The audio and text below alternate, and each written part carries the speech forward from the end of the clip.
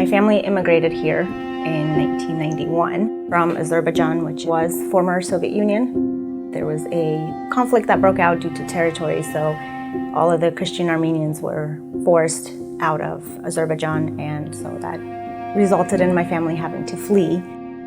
Once we left there, we moved to Moscow, where we lived for 2.5 years before moving here to the US.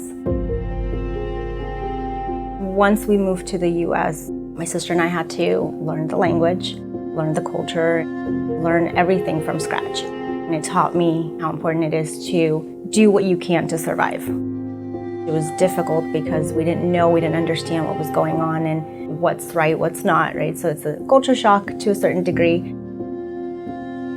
Having gone through that and seen how hardworking my parents were has ultimately taught me how important it is to have a good work ethic.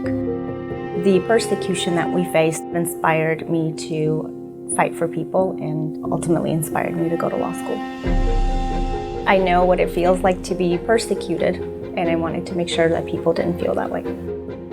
For a lot of our clients, this is a new territory for them. They don't know what to expect, they don't know what the process is, and obviously the unknown creates fear.